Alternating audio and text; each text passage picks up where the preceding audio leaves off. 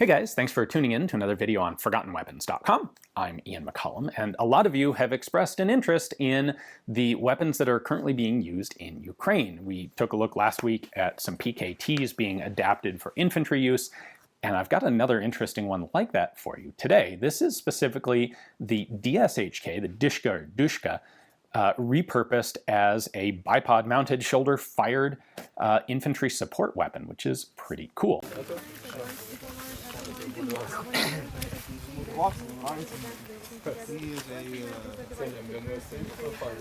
Well, that's pretty cool stuff, right? That's impressive looking.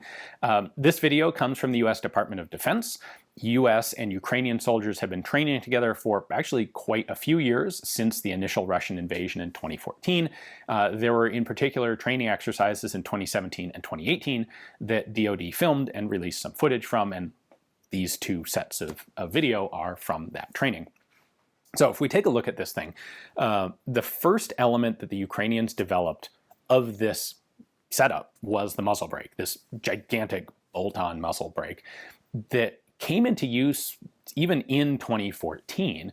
I suspect at that point they were still using these guns off of tripods or other sorts of pintle mounts, and there's a lot of climb on those things. They're difficult to shoot. They're difficult to hold on target, even if you have a pretty solid mount, if it's a swinging, pivoting mount. Now, the DShK was originally developed as an anti-aircraft machine gun in the late 1930s, and it did that role very effectively for the Soviet Union, and going into the early stages of the Cold War, continued to be mounted. They'd mount these guns on tanks and other armored vehicles. I suspect Ukraine has a pretty significant supply of them that were on essentially leftover Soviet vehicles that they inherited when the Soviet Union broke up. There's not a whole lot of good to be done with a DShK fitted on a T-55 or a T-62 or something, so pull them off and maybe you can repurpose them for something else like this. At any rate, the muzzle brake really does a pretty good job of helping to control recoil and climb, as you can see from these video clips. The next thing that was developed was the bipod and the shoulder stock, which allows them to come off of their pintle mounts and be used much closer to the ground and make them really much more portable guns. And the reason that they came into use like this was after an initial flurry of activity in the eastern part of Ukraine in 2014 and early 2015, the war kind of stagnated down in a lot of areas into trench warfare. And in many places, this was trench warfare at ranges of 500 meters or more. And Ukrainian forces found that their 30 caliber machine guns, their PKMs, just weren't all that effective. You know, it really took some lucky shooting, essentially, or a particularly unlucky opponent for those guns to do much. But a 50 caliber like a DShK was a lot more effective.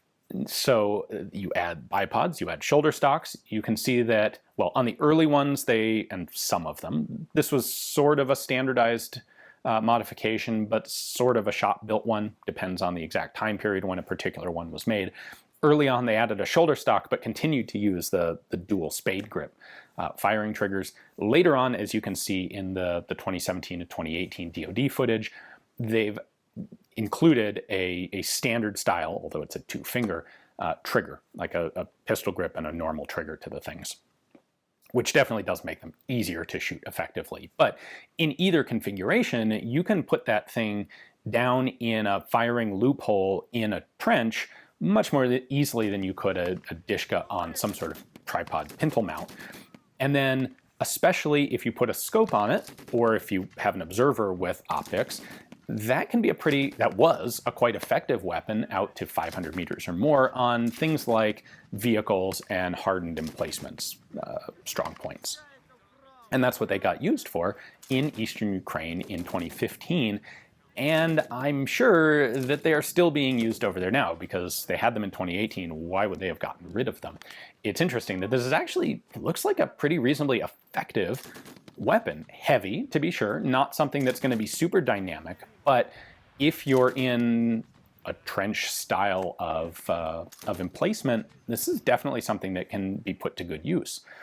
There are some historical precedents to this, of course. The US actually experimented with a version of the M2 Browning heavy machine gun that was pretty similar in layout. I've got a couple pictures I'll show you here.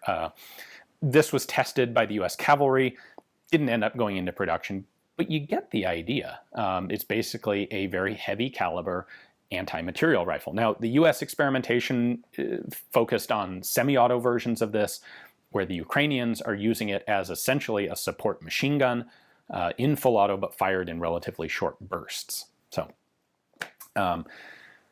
at some point, I expect one of these will show up in a Twitter video from the current fighting in Ukraine. I can't imagine that they're not still in use over there. They had them in 2018. Why would they have gotten rid of them?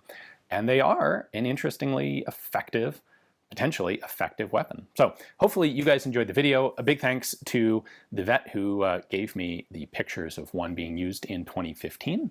Thanks for watching.